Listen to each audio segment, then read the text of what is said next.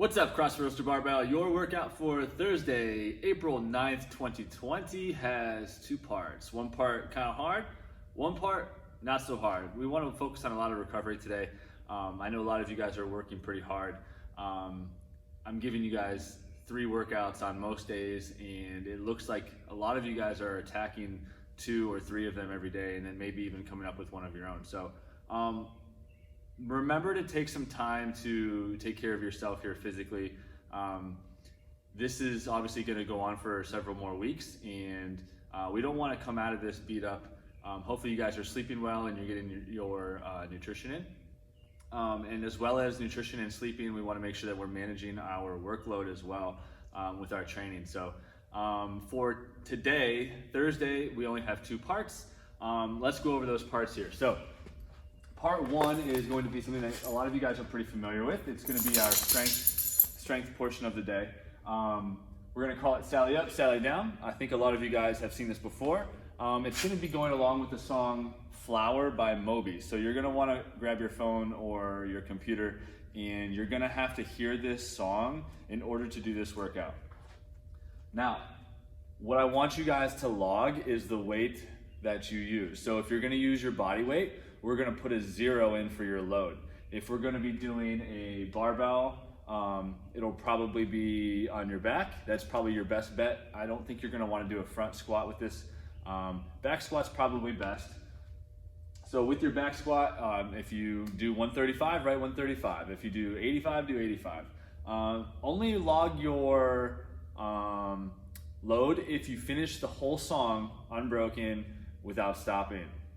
So during this song, Moby says Sally up, Sally down a lot of times.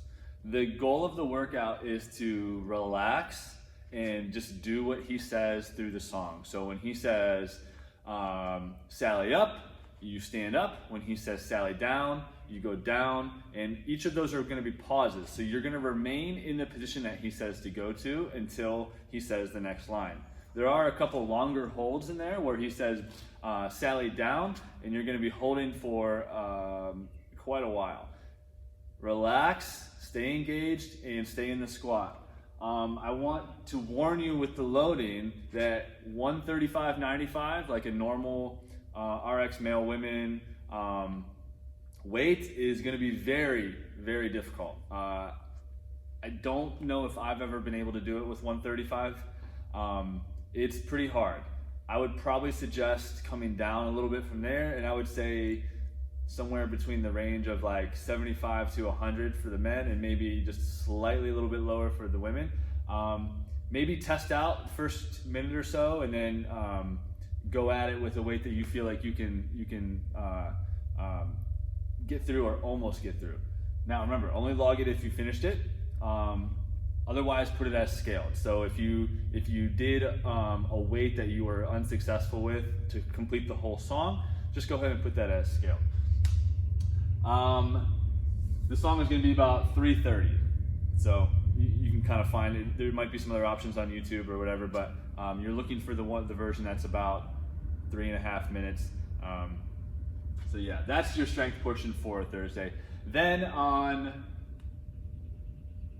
our recovery portion, you're gonna need to have a clock that is set for 90-second intervals. Okay, it's gonna take 18 minutes to get through this. All we're doing is a little bit of dynamic, mostly static, a lot of breathing work. Okay, so what I want to do is basically 1, 2, 3, 4, 5, 6. You're gonna have 6 different things that I want you guys to do for 90 seconds. When your timer beeps or your phone beeps, whatever you have as your timer, go ahead and just move on to the next part. So 90 seconds for each part all the way down. First one you guys have, you're gonna go feet up on the wall. So you're just gonna sit with your butt very close to the wall, laying on your back, and you're gonna have your feet both up in the air. You guys can play with the width a little bit. Some of you guys like to get nice and wide. That's fine. Some people like to have their feet straight up. That's fine too. Maybe even a little bit of a bend if you need to release some tension there. That's fine too. Ideally though, we're gonna have our legs straight up on the wall, and we're just gonna relax. I want you to kind of sink into the floor. Just allow yourself to relax. Arms are down to your sides, and just chill. Close your eyes and relax. That next one, we're gonna go ahead and stay in the same position with our back, laying on the ground. Then we're just gonna pull our knees down and we're just gonna sit into a squat there. Pulling those heels close to the butt, pulling the knees to the chest, and we're just gonna sit there and squat. Same thing, just relax.